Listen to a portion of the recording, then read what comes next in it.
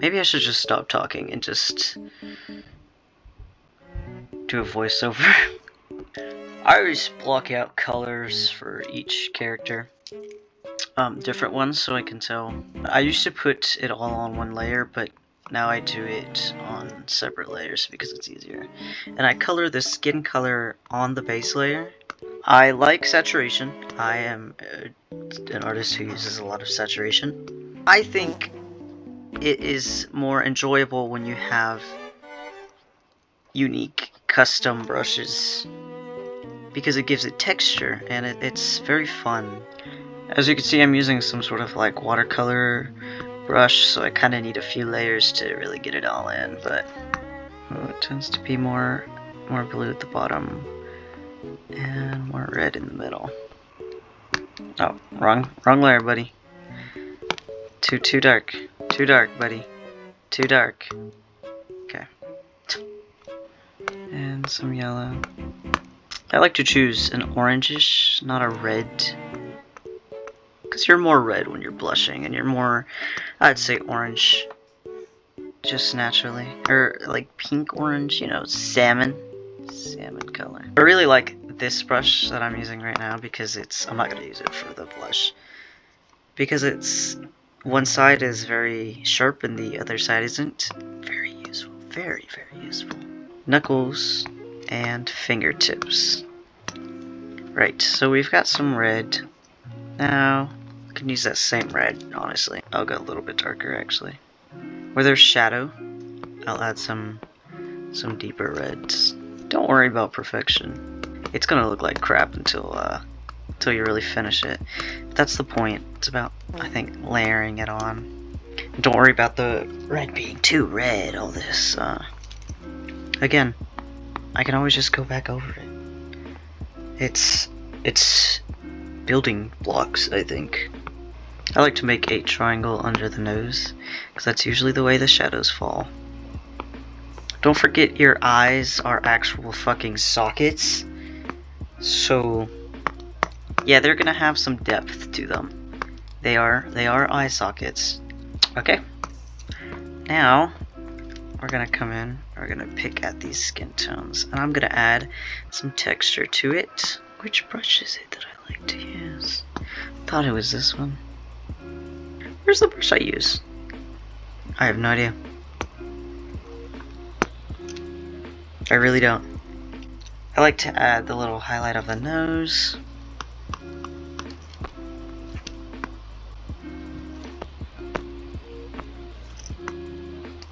Imperfection is nice, guys. Okay? This little corner. The eyelids. That's not the right brush for the eyelids. My bad, guys. There's texture, that's the whole fucking thing. A shadow always has a secondary light source. Unless it's like a pitch black shadow like this. But the corners of the mouths have a shadow. You can always just carve things out. Just color and carve out. That is pretty much all that I do. Nah, that's not bad. That looks pretty fine. He has eye makeup on. I can't forget that.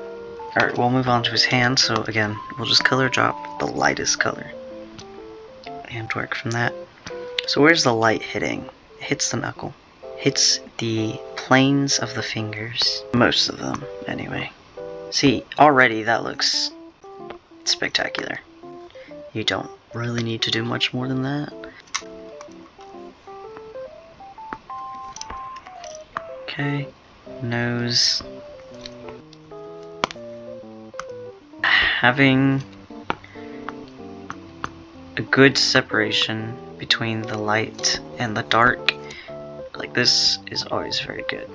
That's my art style, at least. If you thought that was the end of the shadows, you're dead wrong. I use blue. I think for this drawing I'm use more of an aqua. Just because there's going to be very red centered and green is the complementary color. So why blue? It's a secondary light source. It adds depth, and you'll see that. I add blue, or in this case, this like aqua color, to the darkest parts of the drawing. And it brings it out instead of keeping it in the dark, which is very helpful. And it doesn't have to be anything fancy. Now that we've got that out of the way, I like this, like, color. I'm just gonna add it more up here. I guess I'm gonna go ahead and add the red to their eyes. And I'm gonna use a texture to do this. I just found the brush I was looking for. Okay, let me just go real quick, and I love this brush because it gives so much texture just to kind of throw that shit on there, bro. Oh, I found all my other brushes. Oh my god. Wow. This is incredible, guys. Anyway. I like texture. If you guys can't tell. I think texture gives life. And I'm not afraid of messing up. That's what's important to me. I have that. Now what I can do is carve like we did before. Great, so that's gonna have to do for now. Yeesh, actually. I think that's gonna work. I'm gonna take that same red. And Frank has less, or is more subtle. Gorgeous, gorgeous girls. This is going to be very red tinted. You can't, I mean you can have all the colors you want. Don't let me dictate what you do, but it just, cohesiveness is important, I think. This, on the color triangle, looks incredibly, like, brown. Wow. It's crazy that it still looks green. Shadows is a later thing, that's a rendering thing. There isn't much to color because it's very covered in shadows. But let's go ahead and do G's jacket, which is, in fact, black. Not completely desaturated, but almost there. So I'm going to lock that layer. And there's quite literally no light coming in. But I'm going to go ahead and add this teal. Again, don't worry about making a mess.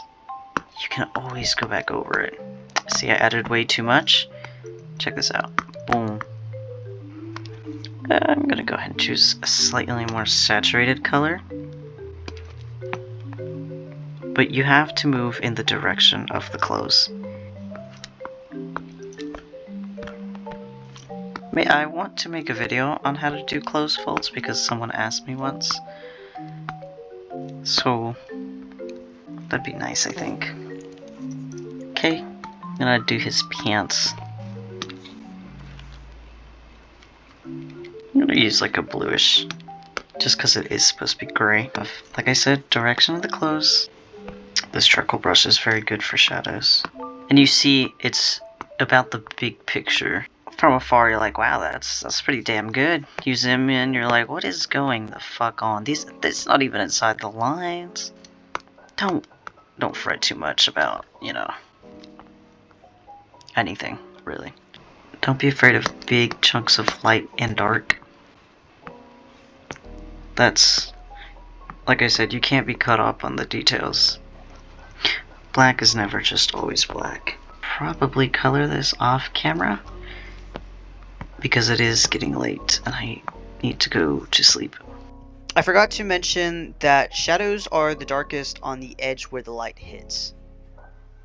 For example, right here where this jean fold is, we have where the light hits this plane right here, because it's all in planes, all in triangles, it's all geometric. And then the shadow is this entire area right here. But if you notice, the shadow is darkest right at the edge where the light hits. Editing me put a picture of an assignment that I did for a class where there's a better example of where the shadow is darkest on the edge where light hits. Right here we have light hitting. Here we have our darkest shadow. I'm going to continue to color this. And I forgot to mention, I'm not going to make I'm not going to explain how I color the background because I don't know how to color backgrounds and I just kind of wing it. But I will come back and say some more stuff after if post-production me doesn't say anything. But yeah.